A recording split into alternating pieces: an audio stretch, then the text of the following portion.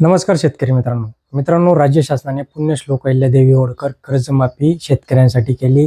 पहिली यादी जाहीर केली, पण शेतकऱ्यांना आतुरता आहे ती म्हणजे दुसऱ्या यादीची.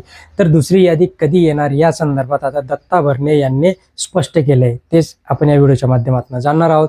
त्याचबरोबर त्यांनी सांगितलं की हा जो काही लाभ आहे हा लाभ सर्वच शेतकऱ्यांना काही मिळणार नाही असेही त्यांनी इथे स्पष्ट सांगितलंय. त्यामुळे आता दत्ता भरणे यांनी काय सांगितलं ते आपण जाणून घेऊया. चॅनलला सबस्क्राईब करून द्या मित्रांनो, लाईक करत जा, शेअर करत जा. बघा, कृषी मंत्री दत्ता भरणे यांच्या सांगण्यानुसार KYCचं काम सुरू आहे आणि जे शेतकरी इन्कम टॅक्स भरतात त्यांची यादी आणि त्यांची KYC काम हे 2-3 दिवसात पूर्ण केले जाणार आहे. त्यानंतर कर्जमाफीची दुसरी यादी लवकरच जाहीर करण्यात येणार असल्याचंही त्यांनी इथे सांगितलं. मुख्यमंत्र्यांचे यासाठी आभार ते मानणार आहेत की निवडणूक नसतानाही त्यांनी या कर्जमाफीचा लाभ घेतला.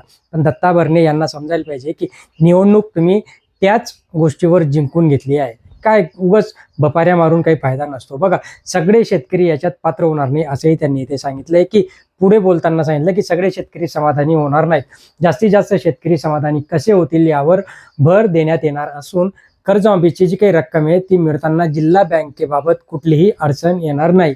विषय फक्त राष्ट्रीयकृत बँकांचा आहे. शेतकऱ्यांसाठी कुठलीही काळजी करू नये. शेतकऱ्यांनी या संदर्भात कुठलीही काळजी करू नये. शेतकऱ्यांनी थांबावं लागणार आहे. शेतकरी निश्चित अडचणीत आहे, पण शेतकरीची जी काही कर्जमाफी करताना योग्य शेतकऱ्यालाच याचा लाभ देण्यात यावा म्हणूनच आमचे अतोनात प्रयत्न चालू आहे असंही त्यांनी सांगितलं.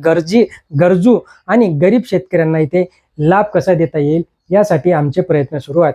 100% पेरण्या ज्या काय आहेत त्या पूर्ण झाल्या आहेत आणि शेतकऱ्यांना अद्याप देखील कर्जमाफीचा लाभ मिळालेला नाहीये. यासाठी आम्ही दिलगिरी व्यक्त करतो, पण दिलगिरी व्यक्त करून काही फायदा नाहीये. दत्ता भरणे, तुम्ही लवकरात लवकर शेतकऱ्यांच्या ज्या काही पात्र याद्या आहेत त्या पात्र याद्या करून शेतकऱ्यांना लवकरात लवकर तुम्ही कर्जमाफी द्या.